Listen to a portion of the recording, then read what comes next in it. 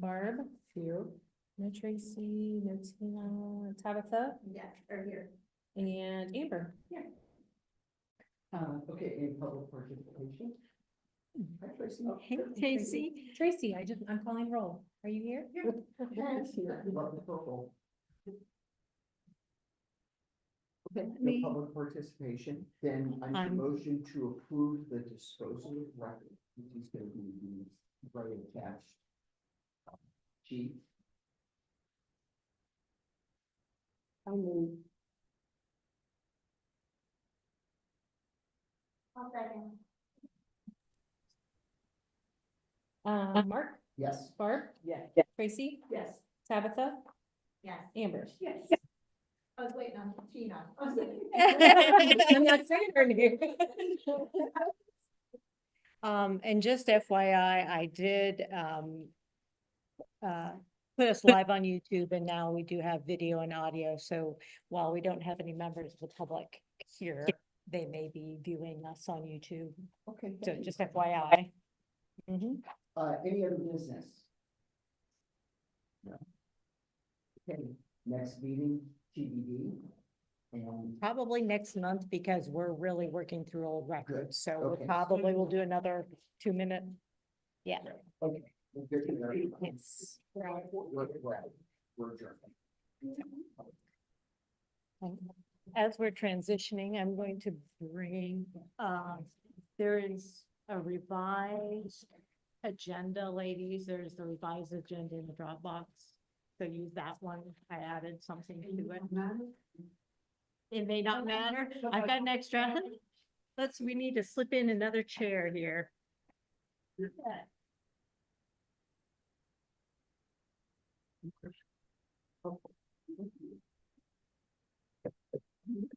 I started.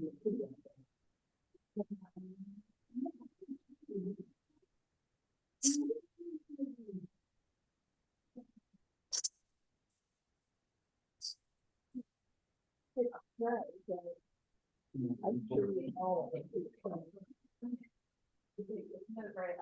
Let me review. I shoveled the ship. Okay. Yes, you're welcome. Go every time I go in that, that's why it's way. Okay. So we get action, we'll file. We have two more with us. We're out of the records commission, so we can go move on to the regular board meeting. Okay, 6:32. Mark, Yes. Barb, Yes. Tracy. Yes. Tina, Tabitha, Here. Amber, and April. On a yes or a here, Whichever you want. I said here. Whatever you want. I said here. We're not gonna judge. No, I said here.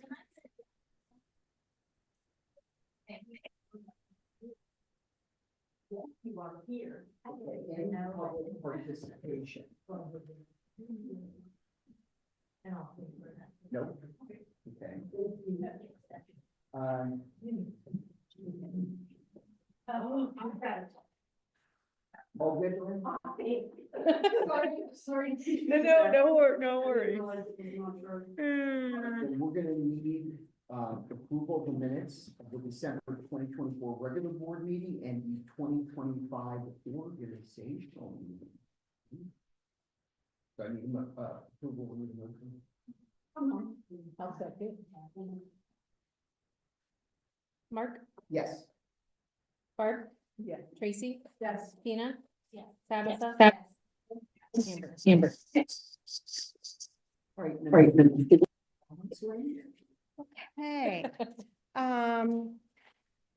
before I do the correspondence, I think that you all were made aware that Harold Showalter, passed earlier this month, and I would like to take a moment of silence for him.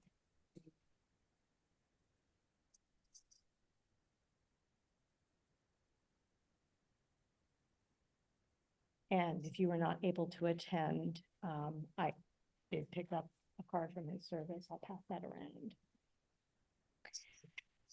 Okay, correspondence. Just an FYI that to close out last year, we did receive an extra distribution from the state for the public library fund, and that was because of the state tax holiday. Not everyone got compensation or subsidy for the taxes that were lost, but public libraries did. So the balance that you'll see on the December reports includes whatever amount Sarah will tell you about later. And then looking into the new year, we got our January distribution, which was about $81,500. According to my calculations, based upon what our projected income is from that source, we need to average about $77,100 per month from that fund to meet our goal. Already we're doing better than that. So that's a good sign. There are some months that are a little bit lower, but I think that that's a very realistic goal to meet. I wanted you also to know that we received a holiday card from Mr. Roger Wall, who is actually from Rochester, New York, which is an old stomping ground of mine. He visits this area, frequents the Georgetown Library when he's here, and he sent a check to help the staff members enjoy themselves. He specifically suggested coffee or ice cream, might be good things to spend the money on to support them. But so that was very nice. I actually was in town when he stopped by last and had a nice chat in person with him. He's a really nice gentleman. So kudos to Tanya and her staff for providing such nice service to him. Yes. And then as far as Ohio Library Council, it might be appropriate for you to send a little note to Adam Bird, who is our representative through the State House, their website, and just congratulate him on being named Assistant Majority Floor Leader. I think that's a good to have representation from our area in leadership at the State House. So making connections is a good thing, especially in this budget year. House Bill 257, authorization for certain public bodies to hold meetings virtually. Yay, that passed. And so it will become effective 90 days from the time the governor signed it. That was earlier this month. So we're looking at early April. OLC is working very hard on making sure that we have guidelines and sample policies, because we will have to update our policies and set some procedures. Although from my reading of it, we do a lot of things right now that fall into proper procedure for doing virtual meetings. So we'll have to talk about how we want to handle that going forward. But I think it's a really nice opportunity to be able to participate when we can't be here present at the moment. And then the other House bill that was still in last calendar year's legislature, House Bill 556, which would have made teachers and some school librarians criminally liable for some materials that were on their shelves. That died in committee. So if it was going to be, it would have to be entirely reintroduced, and there was only one person that was submitting that piece of legislation. So it didn't, normally you see multiple names that are presenting. There was only one. So our hope is that it has just died completely. And then it'll be interesting to see what happens at the federal level. President Biden signed the Social Security Fairness Act. Anyone who is has state retirement system and has been dismayed at the fact that, even all those years we contributed to Social Security, we couldn't draw what we had contributed. Well, apparently they're getting rid of those windfall provisions and such, so that, but it's in the hands of the Social Security Administration to work out all the details. So I don't expect to hear anything more for at least 6 months before we see some results from that. And so interesting things going on, at the state level and nationally as well. That's all I have. You are welcome. That's it. This picture. Okay, on to reports and Ms. Sarah. See if I can share the screen here. The first report is the appropriation summary report. That's that huge report. I'm going to compare the month-to-date middle column. I'm gonna compare November to December. Salaries, we were up, 20,821. That seems like a big number, but we did give that, incentive award, retention award.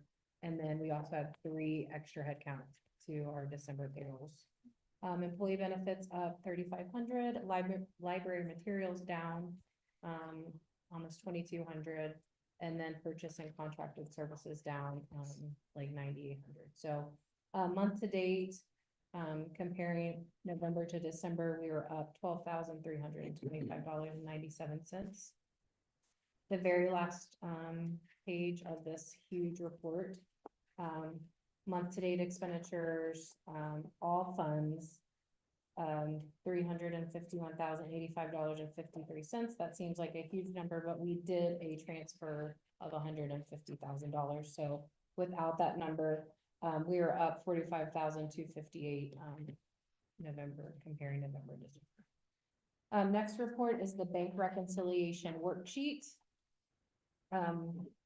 You can see if you read down, the receipts that were brought in for the month of December was $112,560. That was the money that came in.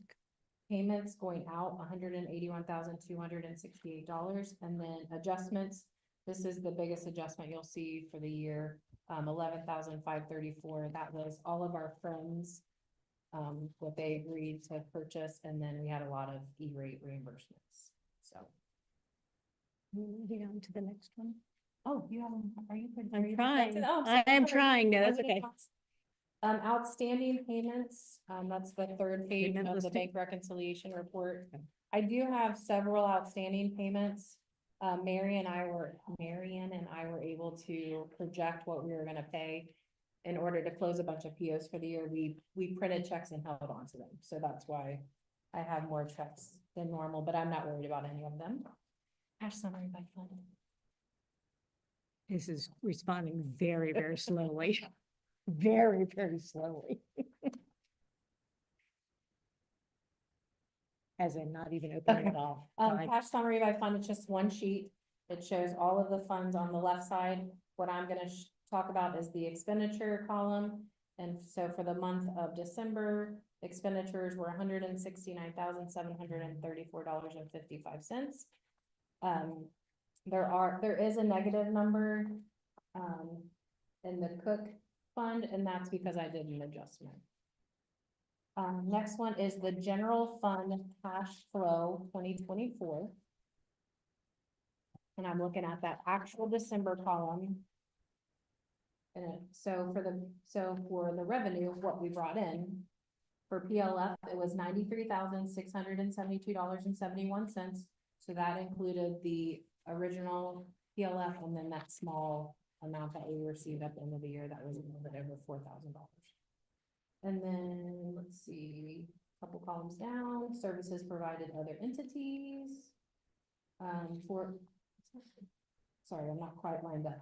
Other receipts, $479.69, so that was probably fines and fees. And then transfer in, so we had some money left in the LAL grant, $31,350.98 to be exact. So we moved that money back into the general fund. And is that grant closed now? Not quite, because we hadn't received the last reimbursement Yeah. from the state. So. So we're getting still there. gonna have to set that fund up for the year with some money, and then you're gonna approve a motion later to move that money. And then you'll. Yeah, And we'll- then we'll be and then we'll be whole. Yep. Yep. So what we brought in for the general revenue was $125,503.38. The expenditure part, what went out, for salaries was $91,526.79. So I mentioned that was significantly higher than most months because of our few extra things. Employee benefits, $19,913.64. Library materials and services, $24,195.83. Other operating expenditures, $14,023.66. And then we had transfers out from the general fund to other funds, $150,000. And what are those? Those were ones we had approved at the beginning of the year, so some of it was capital and- fund and technology yeah. fund. Yep. So last year at the beginning of the year, you approved some transfers, and we usually hold off to the end of the year to make sure our general fund still looks good. And then we make those last minute transfers. Yeah. Yep. December 2024 expenditure reconciliation report. This is just a breakdown of how we get to the total expenditures. So, payments are the checks that I cut, 61,739.19. You're gonna see those two payrolls. That first payroll in December was the one with the retention award. So that's why it's significantly higher at 50,261.23. The December 30th payroll less 39,635. The board share retirement, which is the OPERS, was $10,993.16. That retention award did not have OPERS withheld, so that number is pretty even across the board. Medicare, $12,054.08. Board health, $6,443.53. That number is significantly higher than months past because all three of our brand new headcount all took health insurance, so we got them all set up. The local taxes, they're positive numbers when they're sometimes negative because I paid those local taxes for the end of fourth quarter. And then you'll see those transfers and those, one should say transfers, should not say out, it should say in. And then total expenditures, $351,085.53. The payment listing is significantly larger than most months because of all of the adjustments that I made. So that's the top part. So all of those adjustments equal the 11,000, and some change number that I had already mentioned. So any questions about any of the checks or adjustments that I did in December? Lots of friends reimbursements. I E-rate. see some E-rate Yeah. reimbursements. Yes. Fund summary, I'm just gonna mention the current reserve for encumbrance. So that at the end of 2024, that was the open POs that we had, 5,747.79. I checked yesterday and that is down to $2,293, and it's one forward edge PO and some Ingram, so it's dwindling down. Yay. Good. Revenue status, I don't talk too much about. You can see what our revenue that we thought we were gonna bring in, we brought in for the year. And then the last report is our fourth quarter report. So every quarter you get the special report at the end.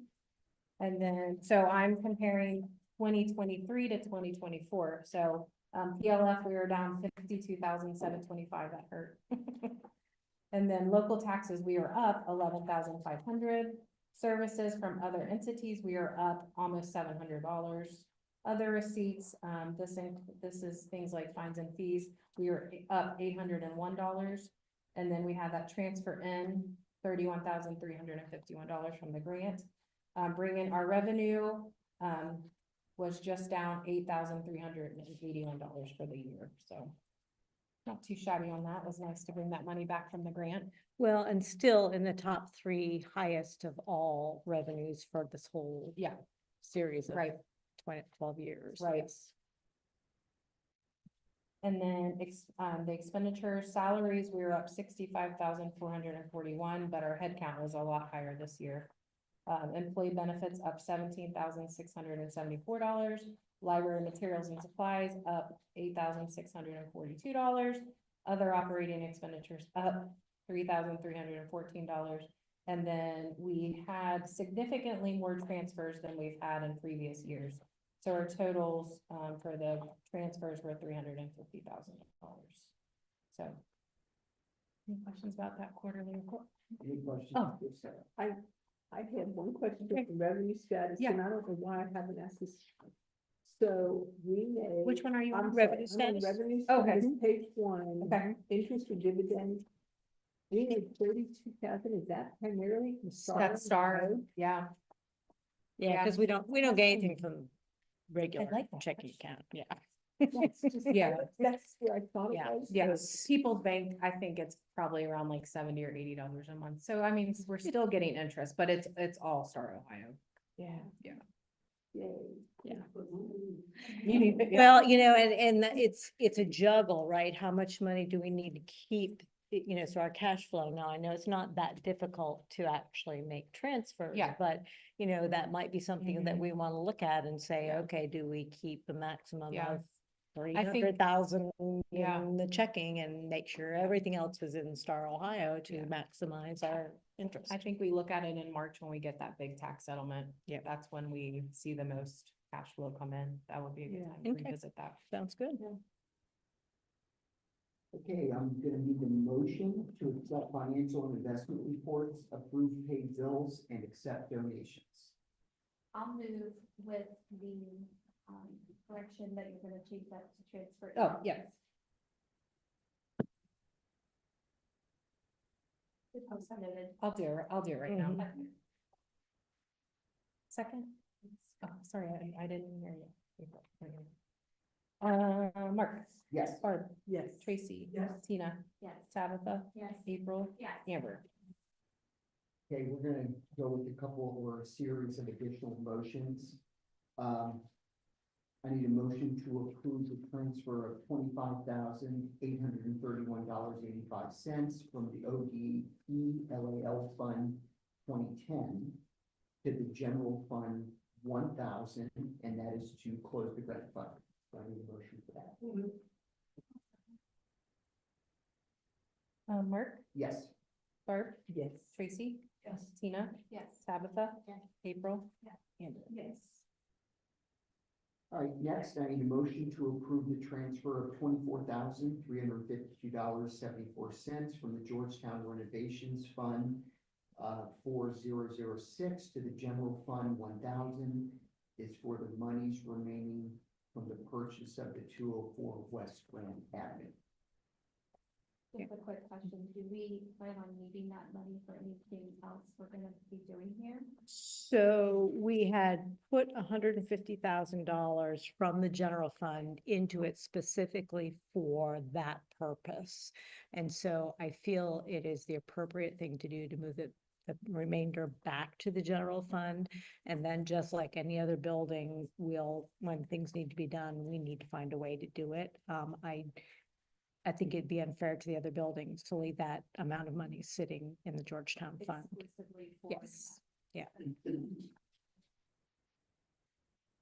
Do we have a timeframe on, you're looking to do anything over there, or is it just gonna sit?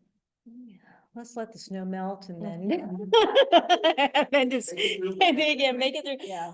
I just didn't know if that was a priority for 25 or. Definitely not for 25. Tanya and I have talked about, would a shelter be a good thing to put there? And then we think about, does that invite loitering and other security issues that we don't want to deal with, And so I think we need to discuss it, but I think we need to get our strategic plan done and see how something would fit into the strategic planning. And always, Lynn, keep in mind the liability perspective. That's huge Mhm. as you come up with a decision on what you want to do. Right. We- Well, we don't 'cause- want to open the library up to something.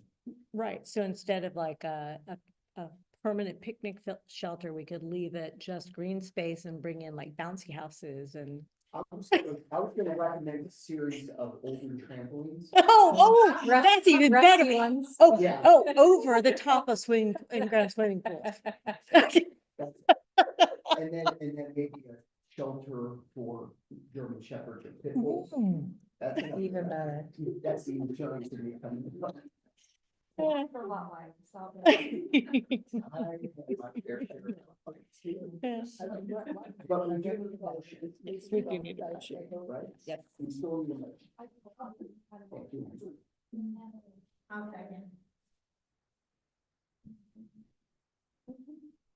Mark, Yes. Barb, Yes. Tracy. Yes. Tina, Yes. Tabitha, Yes. April. Yes. Amber. Yeah, I am sure that Tanya and her team already have a really long list of things that they want to do, and we just, yeah, okay. Okay. Next, I need a motion to establish a special fund. So it's 20 excess, right? That's Because the under- system now, Yeah. numbers it automatically. Georgetown Grant Fund for the purposes of receiving and expending donations designated for the Georgetown Library. Set revenue and expenditures at, the revenue 110-611-1001 5,000. Appropriations 110-312 1001 200. 110-451 1001 300 and 110-459-1001 20,000. Not 2000, not, it's not a question mark, yeah, that's a fat finger, so it's 2,000, yes. Right. That's totally. Donations for Georgetown? Yeah, so if you'll recall, in the last year, we set up these funds for Mount Orab and Sardinia and Fayetteville, so that as we're getting in these one-off donations, we have a better way to handle them, and staff don't feel like they have to spend the money right away or it disappears. And so we had not done that with Georgetown because we actually had another fund, the Purdon Fund, that is almost done because that benefactor is deceased, and so the money's used, and we thought it would be, now's the time to go ahead and open up one for Georgetown. That will be separate because the Cook Foundation, where we have a separate fund for that, is a long-term significant dollar donation every year, and so that needs to be separate, but this is for general. And why is there a line item for each one? Is that each donation has its own line item?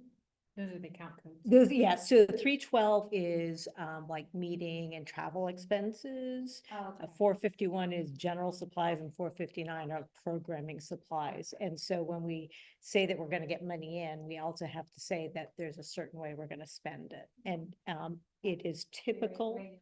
Yeah, it is very, but we have to, the auditor wants to see that you all approved that this is what we're going to do, and is typical. I have no idea how much money we might get in the course of the year, but if we don't set it enough, if we get in more money, then we have to come back and get her changes approved, and she has to do an amended certificate, which probably have to do anyway.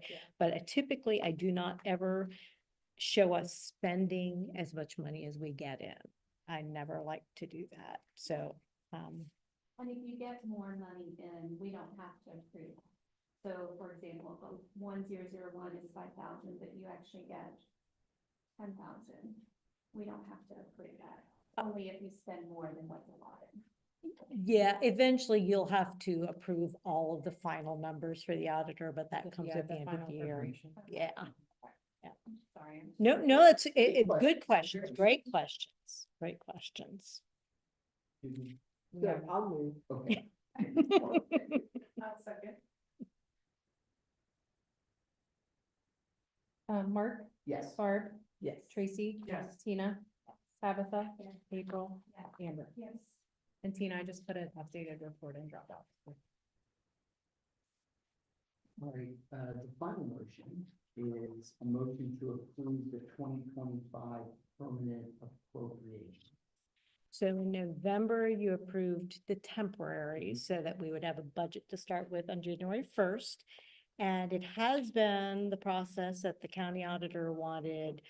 We could pass it in February. We could reconcile what happened at the end of the year and then get new numbers. Well, they want this in their hands before our February meeting. So we quickly did a final appropriations. That's your goldenrod sheets.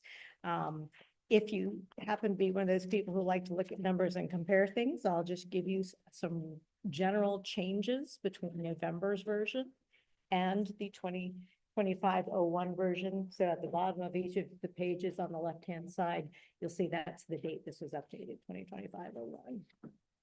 So as far as revenues go, I'm showing about $100,000 more in this version than I knew about 2 months ago. We reduced expenditures in the general fund by about $20,000 from the original draft.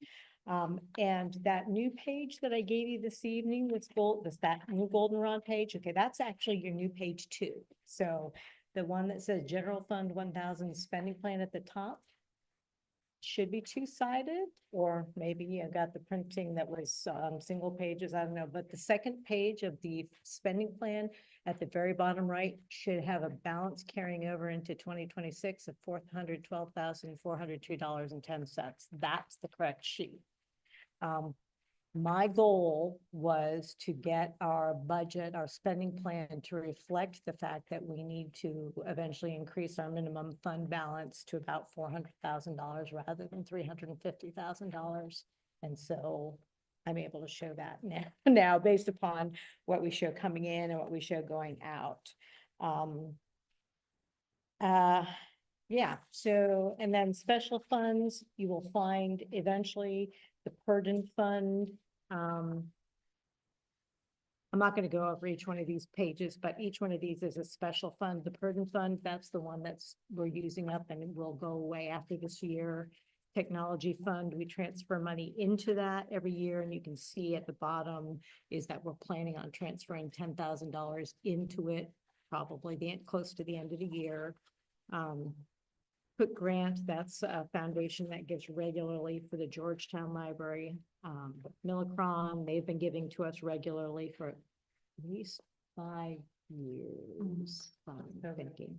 The Library's Accelerating Learning Grant, that's going away because we just transferred all the money out of there, and that grant is done. And then we've got the Legacy Fund and all of those individual library branch grant funds where we can handle donations better. A Sardinia Expansion Fund and our Capital Improvements Fund and Georgetown Renovations Fund. And I really didn't do anything to any of those special funds, kept the transfers the same. And while I did manage to add in the Georgetown Grant Fund as one of these yellow sheets, I had forgotten to put it on the agenda, which is why you've gotten a revised agenda this evening. So any questions about that? I'm a little dissatisfied with the balance of, right now, this budget shows about 67.5% on human resources, 14.5% on materials, and then the rest on everything else. We've been told that our greatest resources are human resources, but I'd love to be able to get us to a little bit higher percentage on materials, although programming is really, active learning is really the thing, and it's still a little bit hard for me to go from that 20% goal down. But I will say that when you look at statistics statewide, 14.5% is right up there as far as what other libraries are spending. So happy, but that's just me.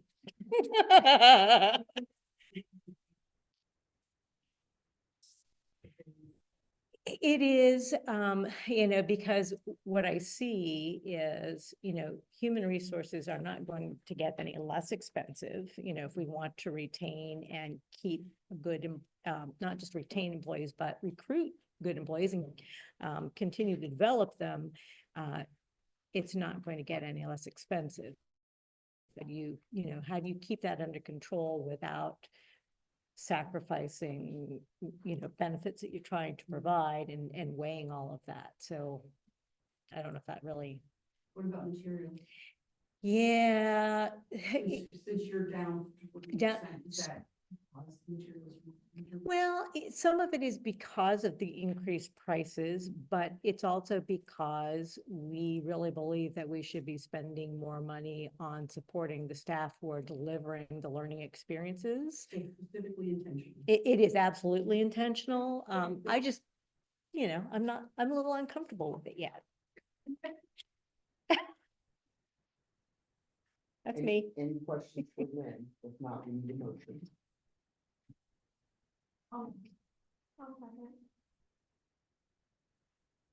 Mark, Yes. Barb, Yes. Tracy, Yes. Tina, Yes. Tabitha, April, Yes. Amber.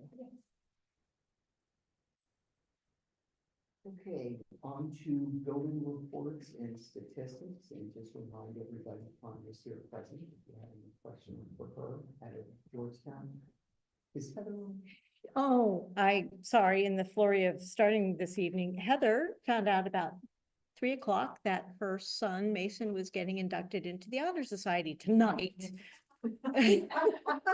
Wow. And she, I won't repeat our discussion, but I said, gee, I don't miss those days of Mom, I need Black Pants for tonight's concert, you know? So, she said, I'll hurry back and jump on. I said, enjoy the moment with your son and don't worry about us. So that's,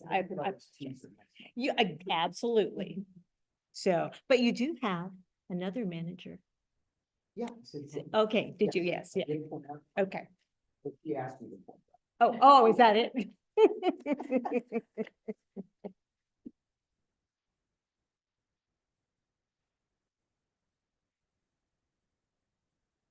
I mean, it was holidays, right? Christmassy things going on and yeah, so.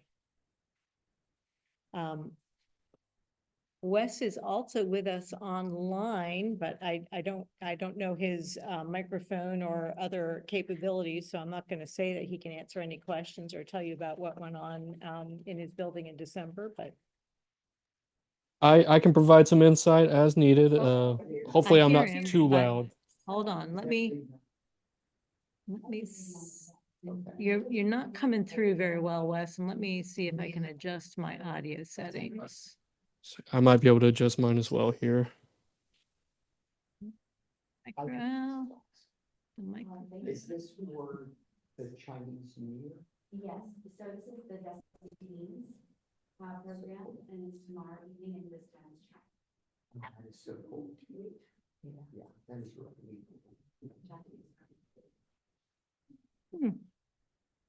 Well, Any questions about the building report? Any questions for Tom?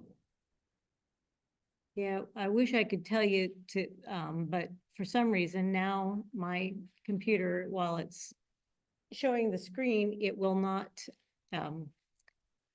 link to the audio. This is, this has been a bad technology day. But he can use chat, so if you've got anything to say, go right ahead, Wes, and we'll relay the message.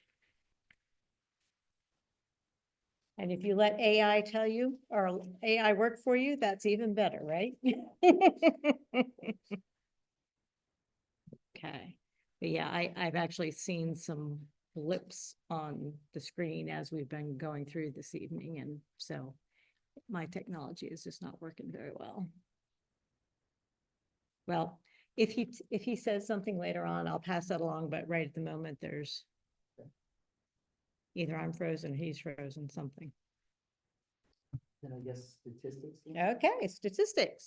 All right, So, you might be able to hear me now. Sorry about that, guys. we have here, December, which also shows year to date, and I just want to hit some highlights of comparisons between 2023 numbers and 2024 numbers. Overall circulation increased by about 5%. Interlibrary loan increased by over 30%. The number of questions, reference questions in particular, increased by over 100% over last year. And when I see numbers like that, when they're huge changes, I kind of go, okay, let's double check the numbers. What's the reasoning behind this? And we know that with the library's accelerating learning grant that we had, we saw a lot more people. And when people were coming in, they were asking many more questions. So while it seemed like a tremendous jump to me, it's not unreasonable to, to look at those numbers and go, yeah, those are right on course. Let's see, programs, we delivered 31% more programs than we did in 2023. The attendance at those programs went up by 11%. Patron accounts, those increased by 18%. And part of that was due to the, was also, and I've seen this in our actual totals, because what we report here is we're showing you actually how many we did add and how many we deleted, but not the bottom line, how many we have. But we also during the annual purge of our database, we deleted a lot fewer than we normally have deleted, which says to me either people are using their materials more or our materials or services more, or there's less transiency perhaps in card holders. It could be both, but that dropped by 30% the number of accounts we had to delete. So our total number of registered library users has increased. It was nice to see a 12% increase in the number of people coming in our doors, and our branches felt it. The lockers, increase of the lockers, increase of the use of lockers was 19%, and then meeting room usage went up between 4 and 4.5%. When it comes to the actual some of the detailed use, and I know that this was one of those months where you got some more individual items that were used. I'm going to mention the hotspots, a little bit of a decrease, but we also went through a transition. We discovered that there was a blip in our procedures for reclaiming hotspots that were not being used. And so we refined that and got them back in circulation. But we've also been upgrading the devices from 4G to 5G. So they're out of service for a little while. So I'm not really concerned. I think that hotspot usage for another couple of years is probably going to remain high until we really see the buildup of broadband maybe change that in our area more. BrainFuse, that's the company that provides the online tutoring and homework help. That usage increased by 34%. And that was part of our grant was tutoring help, and our tutors promoted the use of this service. And when they were not available, they said to their clients, you need to be going and getting virtual assistants. So that's one of my goals, is to see how we can continue the knowledge that that's available and accessible. Usage of Hoopla, oh my goodness, 45%. That went up by almost 45%. That is huge. And other digital materials, ebooks, e-audiobooks, over 16%. So a lot of increase, but even in our print materials, you can see that there was an increase. So busy, yep, we were busy. And, you know, when you hear anyone talk about, oh, libraries, who needs libraries, you know, put it on Amazon or whatever, you can tell them, well, that's not what people in our county think, because they're using our libraries. And just about the chat on the very bottom of the narrative, the inquiry, is the Wisconsin Brown County Library getting rid of Hoopla? You know, it's just one more of those, yeah, this is Ohio, Brown County. But that does happen. Realize this. Yeah, yes, immediately there was a disconnect, and yeah, so, but yeah. Is there still an issue county wireless fees in Yes. Georgetown? Yes. I mean, I can't imagine that no one comes into. Yes, yeah. That and Fayetteville actually also experienced a little bit of a blip on theirs because they changed out computers, but I know that they had a reset scheduled with the company, so I think that theirs got fixed, but there's something about. It's one of those things when we're in between technology providers and one of them says, well, it's not us. And the other one says, well, it's not us. And, you know, yeah. So it's not very helpful for us in the long run, but yeah. So building report and statistics. You want? Let me keep on talking. I keep on talking if you want me to. Announcements. Yes. All right. So facilities, we haven't, I'm not even going to say some things that haven't happened because they might. We're still working on light bulb replacements. We've been doing round by round, using up all the ones we've had in storage, but also trying to place everything with LEDs coming up. one of our technology providers, who does remote monitoring of our network has seen what they indicate is a higher voltage. So voltage, I've been told by maintenance people, electrical people, that anywhere between 110 and 130 is that's standard range for this area. I'm told by the technology people that, well, if it's over 120, then your computer stuff your equipment's at risk. You know, what can we do to stop the voltage that's in the lines and variable lines and so it's one of those things that we're going to look into. We're going to have it tested multiple times to get accurate readings and then see if there's something more we can do. But it just may mean that we burn out UPS units more frequently. So there it is. Tanya had a Monday, or was it a Tuesday, or was it a Wednesday? It was an all week, yeah, kind of, it was, but came into leaks in the upstairs, from the upstairs windows, and there were also some pests we hadn't seen before, or at least that I was not aware that there had been any presence of them. So Tanya did as she always does and called the people who needed to be called about that. So I don't know if you have any more updates since. He got up on the roof and in the snow and ice and this out, and he broke up a lot of the ice that had built up there. Now, granted, we typically don't have that much snow and ice at one time anymore, but because we did, it just built up on that side of the building, and then with the sun coming in on that side, it started melting it and was sitting right where the gutters all converge. So everything has to go in one area, and it was just too much. So he got up there and was able to get a lot of the ice out of that, and that has helped tremendously. And then when the weather breaks, he'll get up there and do some sealing, and we eventually need to put another, what do we call it? I know what, like, I can visualize, and he showed me what it is, but I don't remember the terminology. It's like another valley to funnel that away, so it's not converging in one area, it's dispersed a little bit, which will help that drainage. So we'll have to do that in the spring. So for the insurance nerds in the crowd, that's called ice damming. That's what that's Okay. called. Yeah. You know, when. I remember Yeah. saying that.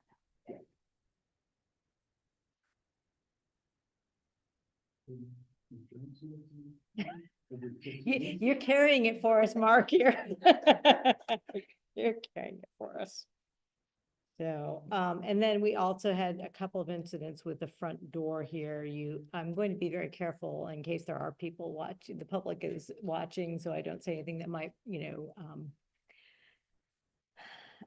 let people know more about our security than we need to, but there was an issue with the opening mechanism, and so Keith has fixed that, but it's not a long-term fix, and so we are looking at replacing that whole front door unit, which will not be cheap to do, but I think it's also the time to look into keyless entry, at least for this building, to see how that may play out, if it's the time to do it, or at least that they can provide us with a door that will be able to function that way when we get to that point. So How old do you think the door is? well, that was redone in 97, 98 when we did this renovation. So it's, and it's, I mean, that's the public entrance, and the way that that particular door is constructed, there is, there's a lip on the bottom, and there's, and the crash bars are older fashioned crash bars. And so it just doesn't stand up to the kind of use that some of the newer crash bar mechanisms are. Yeah. So it's time. It's time. Other things, we've talked about, Libraries Accelerating Learning Grant being done, and I actually included in your packets the final narrative report that we had to submit as well. We did have the Holton Estate. We've actually been talking about that off and on over several months as we received paperwork, and we did receive a check of $2,500 for the Georgetown Library. So that's going to go in that new grant fund that you all just approved. And then it's time to start, the new round of E-rate applications. One of the things that is new on this front this year is they are actually allowing patron hotspots to be subsidized. Now, we pay $1,700 a month, $1,500 a month. I know you see the bill more than I do, so. I can look on the. So, but if you're looking at $1,500 a month and we could get 80% of that reimbursed, that's a significant chunk of money. But because it is brand new at the federal level, it's a new, Almost 1,200. almost 1,200. I overshot it a little bit. Still, that's $14,500 a year. And so 80% of 14,500, I can't do that math in my head. So, but it will cost us $2,500 if we enter a contract with the person who's doing our other E-rate processes, because this is a brand new and it's going to take a lot of extra work. And I figure that $2,500 out of whatever, anybody pull out the calculator and figure out what what the money is that we'd save. 14,4 times 8% back equals, we'd get back about $11,500, and we'd spend $2,500 on having somebody do all the paperwork for us. So we'd be ahead $9,000. So to me, that's a no-brainer to have her do. So, Let's see first. That portion. yes, the Ohio E-rate guru is our Oh, you contractor. have her. We have her. Yes, we do. And then I just thought that you might be interested, especially for newer board members. We use a collection service it was a bigger deal when we charged fines, right?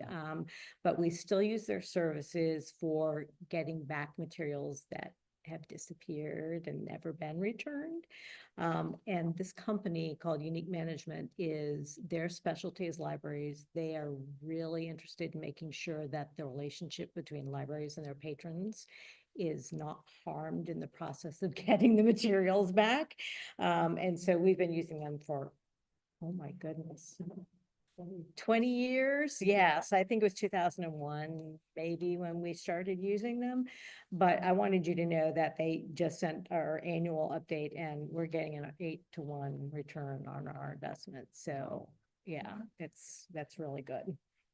And then Wes is heading up. I asked him to head up a task force of our staff members to research and update our policy on using personal devices, the use by staff members of their personal devices, both for personal things while they're here on premises, but also if they're doing work things on their personal devices, which can be a really slippery slope for public entities.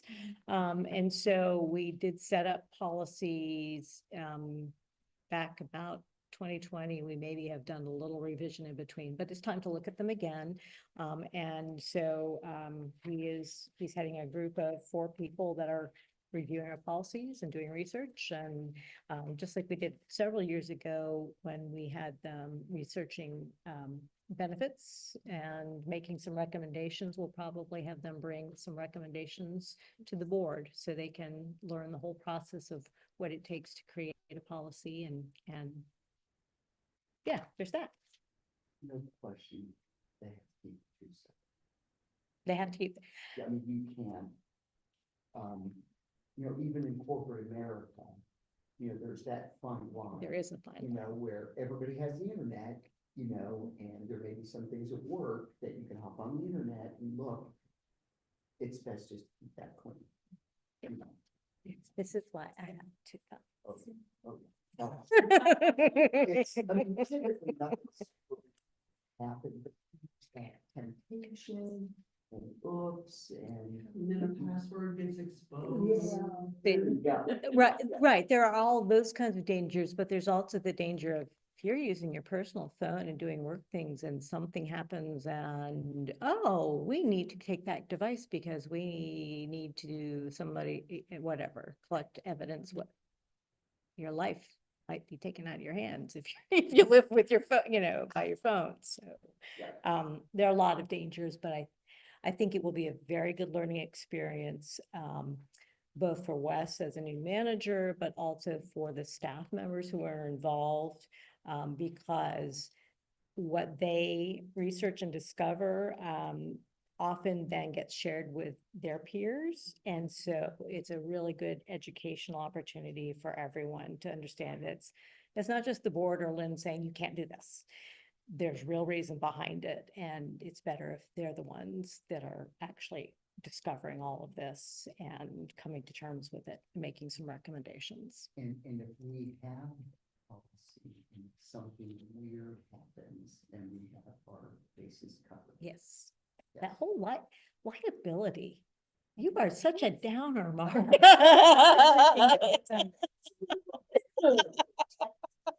Yes, Or- protect is yeah, important. It's all It protected. is very important. I don't know how much work is done. But for me, with our organization, because there is a personal professional life, it's all in one. We use a VPN. Yeah. And a Microsoft Authenticator as well. Mhm. So, and it backs up onto the cloud, so Yeah. I don't know if would be worth the investment to do that. Mhm. If they're doing any work, they just log into the VPN. Well, we have a VPN for shared files. And so that is safe, but it's also one of those things you can only use it if you're on a library device. Yeah, and see, ours is any device, so even my phone, I have Authenticator and VPN on my phone, so, yeah. Yeah. It's, Yep. yeah, it's just easy. Yeah, we currently do not allow to have anything on our personal phones, with the exception of, benefits. You know, health insurance app, dental app, Mhm. that's it. We're not allowed to have anything at all, Yeah. which it makes perfect sense. I support that. Yeah, 100%. well, and it will be interesting to see what, especially over the last several years, as more remote work is being done, what has developed and what Ohio Library Council will recommend for best practices and best language. So we'll see. Yep, that's a good. Was that the last one on announcements? Yeah. Okay, thank you. Mhm. Next is committee reports. None. And, nope, okay, on to the next one, number 6, discussion. Board retreat dates. Yes.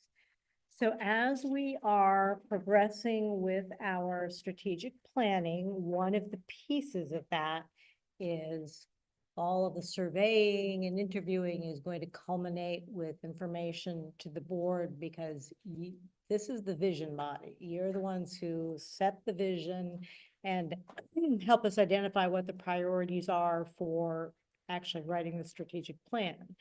So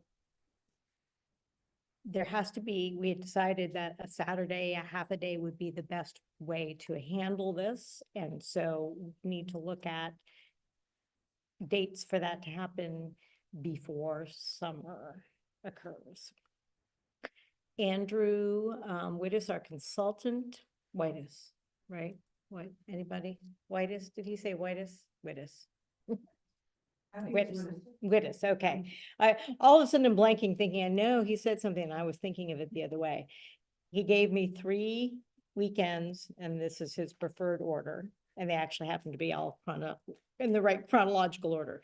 April 25th, 26th, because on the Friday, he'll need to meet with staff members. So I'm talking April 26th for you, or May 3rd, or May 10th. Not May 10th. Not May 10th. My son's getting married. May 10th. Oh, well, forget that. No, Yeah, Yep. I don't know, April 26th is Western Brown's prom, I don't know if that. Yeah, and I'll be on it. On the 26th. so April 26th, What was the next one? May 3rd. May third works for me. I know I will not be in town on May third. Okay. Sorry. All right, so since I went to him and asked him for dates, now I'm gonna ask, and those didn't work, let me ask this group, so can we keep on going and suggest to him some other dates? He was a little bit concerned about the end of March because our weather's been so bad lately and we could end up with ice storm, and I am also thinking that would really be pushing getting all of the rest of our data gathering done. So that's why we were looking at April. We've got Easter in there at the weekend before the 26th. And then, Well, hold up, April 12th, is that too soon? Yeah, I'm not in April. April 12th works for me. anybody else, April 12th? Or April 5th, but I don't want to cut it too close to have you guys be prepared. He said it'd be a Saturday, April 12th is a Saturday, but how much time? half a day. So if we started at 8:30, I'm thinking done by 1 at the very latest, yeah. And it would be, did we say where it would be? We haven't. My suggestion would be that we find a place off library premises. We just have a place and I'll bring in food and, but it would be, we'll try to do it central. I'm fine, again, Brandon's out of town, he's gonna be in, somewhere out west. So I would just, my kids, I mean, they're big enough technically, they can stay home a little while by themselves, but I can get my mom or something. Okay. That's just my only thing. Okay. It's just, which again, he's 13. Something's big enough to, but they fight, so. Yeah, I know. You're gonna come home and, yes. Yes. But I can make it 12. I can say I can make it 12. April 12th, am I seeing? Yeah. Pencil it in. Okay. and see if Andrew- Yes. Yeah. Yeah, I was gonna say, let's choose one more. Following Saturday. That's the week. That's Easter. before Easter. Yeah. That's why I was thinking. So we can go, That's graduation. no, my daughter's getting married. And and my son's graduating. high school. 24th is Memorial Day, right? Correct. So tell them you can only do April 12th. That's it. Take it or leave it. Well, Make it or the 31st of May, I mean, that's after the holiday. And that's not Memorial. It is not. Memorial Day is the Monday before that. Yeah, May 31st is a good backup. Let me put this in first real quick before I forget. Okay.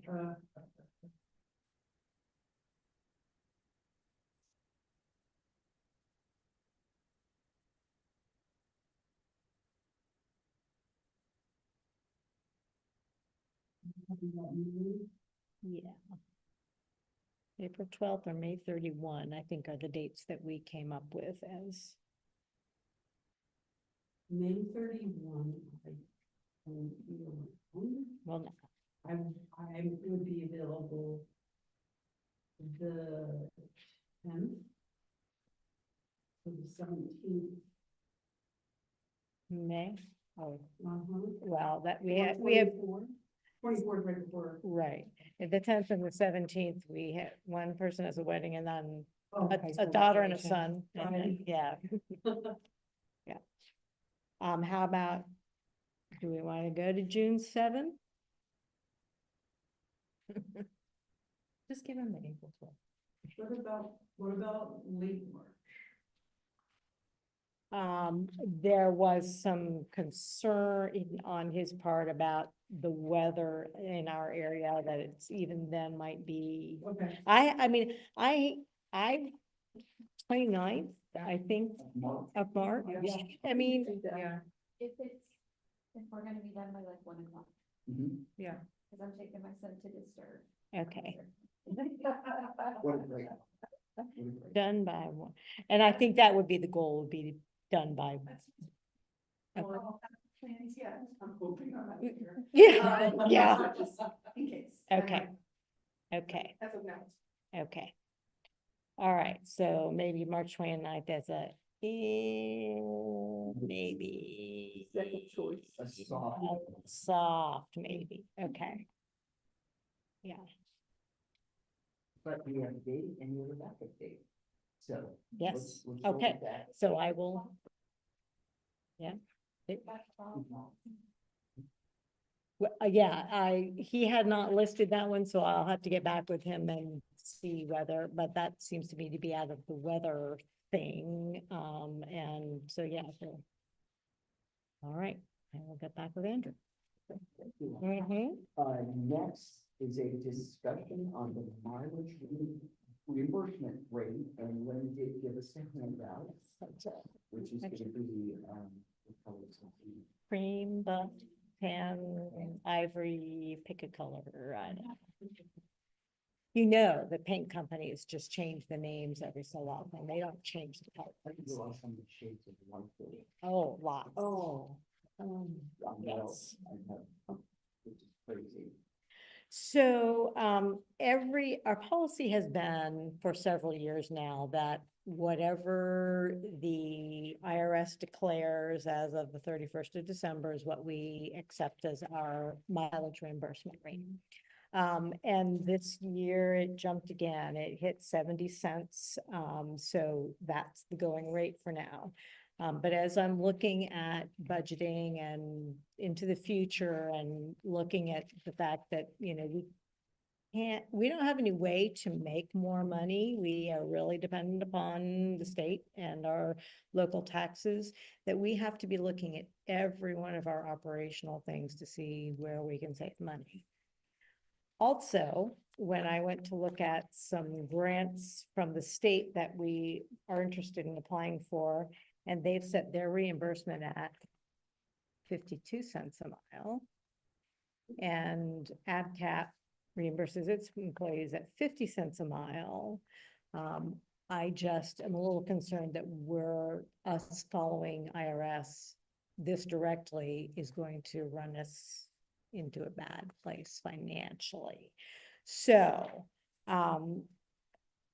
I would like to recommend that you consider, you don't have to vote upon it, we can have whatever discussion you want, but that we consider capping the mileage reimbursement rate, still go with whatever the IRS says, but not to exceed 70 cents now. So next year, if they go up to 72, we still do it at 70 cents. So it's not a requirement, you don't have to follow the IRS guidelines? Yeah. I thought it was required. It was just a good benchmark. It is, it was, yeah, One of the. Does it get pushed? Right, right. Yes. Do you know about how much we spend annually? Well, and actually, I've thought about that, but the account that the mileage is paid also includes things like if we have to pay for meeting registrations and all of that. And so in order to get that data, we'd have to go back through every expense report that was submitted in the year, and it's not all in one place and it's not all digital. So I have not gone to the trouble of going through that. Now, having said that, we could probably get close by doing last year's, just seeing what we paid out of 312 to individuals. Right. And get a close number. But we are pretty frugal. Managers just heard from me the other day, just say, don't make extra trips before you come up to the office because you think there's something to pick up here. You check with us and make sure we're not headed there for some other reason. Don't duplicate, if we're going to meetings, then guess what? You're all gonna ride share as much as it makes sense to ride share. So we're really good about that, but that doesn't decrease the amount of money that we have to spend to pay to reimburse people for when they, if you're traveling on behalf of the library, we have to reimburse you. I mean, that's just a given. So I really want us to find other ways to say, okay, we need to make sure this doesn't get out of hand, but open to any other ideas. But I also gave you what history had been, and I actually did a little bit of number crunching myself. And in the last 5 years, back to 2021, the average mileage rate is 63.25 cents, so in that 5 years, it's jumped almost 7 cents.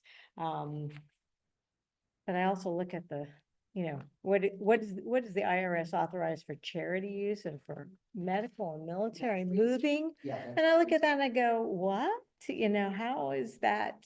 Yeah, so I don't know. I don't have a complete answer, but I wanted to bring it to you, and, with the idea that we really need to be watching our pennies. This could be one place that we can keep expenses capped, but still, reimburse people adequately for travel. I would not opposed to, like tonight, capping it at 70 cents. I would not be opposed to that moving forward. Is that gonna help enough? Well, I think we only are going to see in the coming years, Sure, if you wanted to start with a backtrack. No, I don't think backtracking is the right idea because we started the year with a policy that said we're gonna do this.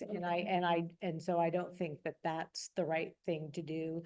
But I think that right now I think if we say we're not going to exceed that, now, of course, if the bottom fell out or whatever, the world blew up again and gas went up to $5 a gallon, I think we'd be having another discussion about changing that.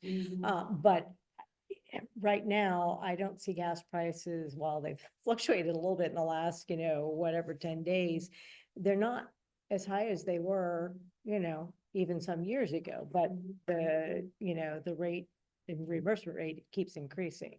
And so Maybe 5% per year. It's been going up, but I'm good with capping it now. I'm good with that as Yeah. well. Do employees have to get manager approval they are, that's, every time before they do it? oh, absolutely, they're Okay. supposed to be So doing maybe that. just to track if someone was trying to abuse it, find ways to. Well, yeah, so every employee who does travel has to fill out an expense report. And then that is reviewed and approved by their manager, and then it has to go through me. And I'm looking at things too. So I feel pretty good that we don't have that going on. I think we're pretty frugal right now and careful about those things. But if we're careful now and the reimbursement rate keeps going up, there's no other, we can't say, oh, well, let's eliminate travel. We can't do that, so. Just in perspective, 40 miles round trip, like just saying going from here to Fayetteville, is $20. So that's one trip. So it can get really expensive. Yes, it can. And it sounds like they have some good policies, procedures in Right. place, oversight, et cetera. Do you need a motion to cap it at 70? Yeah, if you were heading in that direction, the proposed revision, you could move to accept that proposed revision, and that, all it does, well, actually, it does two things. It does cap it, so not to exceed the 70 cents per mile. But I also, at this point, we have made it so that don't give me a reimbursement request if you've just gone, 4 miles to something and back, because of the cost of doing a check and her time and my time and whoever. But I think it's time. We've had $15 for many years, and as human resources costs go up, I think it's time to make that a $25 minimum request. Now, if somebody goes three quarters, goes 3 months and has not had any additional, we tell them to submit the request anyway, and we'll reimburse them for that. Because we don't want money hanging out there till the end of the year, and all of a sudden we get all these requests and how much money have we not paid that need to be paid out? So. And like, somebody's working, if somebody's working here, and then they have to go, like you said, like Fayetteville or something, they get paid for that Yes, because they're on the clock. yes, if they're using their car. We have that at school, but I've never taken advantage. Mhm. It's the weirdest thing to me, and I'm not, I mean, people do, I'm just, Mhm. to me, it's so weird, Mhm. just to be like, I'm just, I'm just driving, like, I get it. Yeah. People, I know, but to me, I'm just. Yeah. Well, and part of it is that it's that unwritten contract, I guess. I mean, if you're an employer and you tell someone, I need you to go somewhere and do something, I can't expect them to foot the bill Well, for we going somewhere. don't have a vehicle. And we do not have a company Right, vehicle. and don't. That's if you're correct. asking someone to use their Yes. personal vehicle, Yes. in theory, I know, that's such a weird, that's, I know that's the outside world kind of stuff to me, and like I said, we have it at school, but I've never used it. I I've done it. mean, people do, it's- but Yeah. I've never, I'm just, to me. It's silly to me, but again, if you guys do Yeah. it, sorry, I'm not saying Yeah. you're silly, but in my head, for me to do it, it's silly. Well, I and. charge my mileage, my mileage when I fly. Mhm, Yeah. mhm. I charge my mileage too from the airport. Yeah. Interesting. Yeah. Well, and it's funny because over time, there have been some staff members who same perspective, it's not a big deal. Yeah. And I appreciate that very much, that you're trying to look at ways to save the library money, but at the same time, this is cost of doing business, and so how do we know as budgeters how much it's really costing us to run the library if this travel is going on? So you and want people to track it. I want to be able to track it and see, and that way I can know, are people making unnecessary trips or doing other things? I mean, if somebody's doing something and they're not submitting their mileage, but they're doing library work and something happens. Yep. Mr. Liability, Yep. so it is, and, we've got the public auditors and all of that kind of thing going on. So it's, yeah, you know what? I appreciate any place that we can save money, for the library. I really do. But for that kind of thing, that's a legitimate business expense. And yeah, but we have to do it properly, not frivolously. Throw out an idea. Yes, This- please. This could be completely off the wall. Rather than having to deal with people here and there for whatever reason, needing to go and pick up or drop off or whatever. Could you have like a part-time person that makes around like once or twice a week and just pick up and drop off? That unfortunately is not gonna work. Okay. I mean, you need a company vehicle. There would have to be a library van. And then you hire someone that uses that library van for the sole purpose of going here, going there. If you hire someone and they're using You're it gonna for. have to pay their mileage. Well, that's what I was getting at. It might be cheaper though to do Mhm. that. But we won't know at this point because we're not able. You to mean track it. to get a company vehicle and, oh, no, to actually, Pay some mileage twice a week to go well, make a loop. kind of,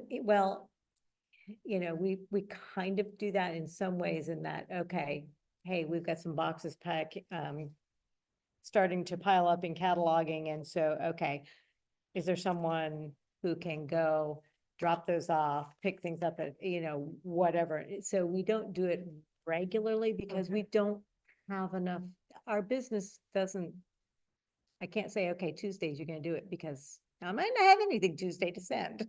Well, and also, Tracy, when you think of businesses, you think of insurance and things like that. Hiring someone for the sole purpose of driving. Yeah, Gives the impression that now you need a commercial auto insurance, which. The way it's set up right now, it's here and there. Yeah, it is. And it's kind of in the normal. course Okay. of Yeah. business. I see what you're saying. Yeah, and we use regular staff members and try to work it into their schedules and all. So, like I said, we try to be very purposeful and frugal about it, but I have no control over what the IRS is setting and how much money that is. And Sarah just did some rough, quick things and what'd you say, about $4,400? How about a Of course. motion cap it at 70 cents? Anybody on it? Real quick before we do that, so I'm just looking at the language where it says not to exceed 70 cents per mile. Do we need a caveat that states each year the rate will be at the discretion of the board because the way it says not to exceed 70 cents, well, what if this year they say, well, we're only gonna do 50? Who's approving that? Do we need to do that each year?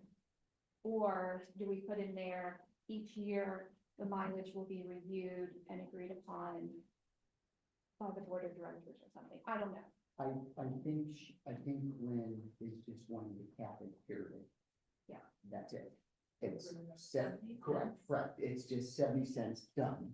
Right, so whatever IRS, Where do we have in there how we're going to determine what it is every year? It is 70, and it'll stay 70. It'll stay. Yeah, seventy it'll unless- stay- unless, In yes, And so, the IRS between 2011 and 2021 did go up and down, yes. So, that's why I feel like it's worded, because the way it's worded is it's not to exceed 70, which in my pragmatic mind, there's no concrete language that says what it can be. It could Well, be 25 cents. Well, no, no, well, it does. And then, So I and think, below that. so the wording is, the reimbursement rate for authorized travel during the calendar year will be the rate for business travel published by the IRS. So it will be that rate as of December 31st, not to exceed 70 cents per mile. So it's gonna be their rate, but if it's over 70 cents, it'll be stopped at 70 cents. That makes sense. Okay, I just had to think. yeah, no problem. Liability reason, I've heard the term come out of your mouth, ride sharing, Mhm. and that's a really big liability, having people ride with each other. Okay. I mean, especially with, especially on business, because if they like even have a medical emergency or something, anything happens, an accident happens, then I think they'll fall back, well, we will need to ride with each other. You know what I mean? Great point, that's a whole separate category. Yes. As well, whole separate category. With a whole separate list of issues, yeah, We yes. weren't allowed to ride with each other at the hospital and stuff, so I just wanted to. Oh, okay, so I can have somebody look into this from the public library perspective, you know, then if that's the case, then I'd say, well, we need to put the mileage reimbursement rate down to like 50 cents because then, because. If you choose to, like, and you don't even know about it, but I guess I wouldn't set the standard for them to have to, like, you know what I mean? If they choose to, then that's I think their own thing. I think if we don't know, I don't know. Yeah, I just feel like there's yeah. it's a very catchy thing, but. I mean, even if somebody passed out at the wheel Right. or something, I would, and they're on the clock, or even though they have their own insurance, it becomes a liability Right. cost, and then if you have two in the car. Right, Oh, and yeah, don't get me started as well, because that's, there is an exclusion in the personal auto policy for during the course of your employment. yes. There is. Really? A lot of people don't know, especially with these kids doing, what's that called, DoorDash? Yeah, Yeah, everybody's doing it, policy's not gonna help. I knew that, because you talk about pizza delivery. Mm. Pizza delivery is a big deal, carpooling is a big deal, oh yeah, you Yeah. can't just do whatever you wanna do, I mean, personal auto is just. It might not have been as big a deal, Tracy, unfortunately. Oh, yeah. Yeah, but the insurance. But I know you, but as it became a Do you want to bigger do it thing next about month? that. I would, the insurance. honestly, I'm not gonna be able to do anything about it between now and next month, That's so, That's We fine. can table. Yeah. Okay, great discussion. Yes. Let's So continue we on. can table this, or we? I- Yeah, we- Motion, okay. We'll remove the motion. For from- table, what are people gonna be getting for their mileage expense reimbursement? it's 70 cents right now. Okay, That's the IRS. okay, And No, then. it'll go by this, which is still in force. okay. All right, let's move on to the next item, motion to approve disposal of property, and that's your yellow. None of it works. None of it works. So No, no all old stuff, well, yeah, look at how old those computers are, we make things last Yeah. forever. I move to approve the disposal of property. I'll second that. Mark, Yes. Barb, Yes. Tracy, Yes. Tina, Yeah. Tabitha, April, Yeah. Amber. Okay, we need a motion to enter executive session to consider the employment of public employees. So moved. Second. Mark, Yes. Barb, Yes. Tracy. Yes. Tina, Yes. Tabitha, Yes. April, Yeah. Amber. Yes. All right, anything, well, Wes, I know we can't hear you, but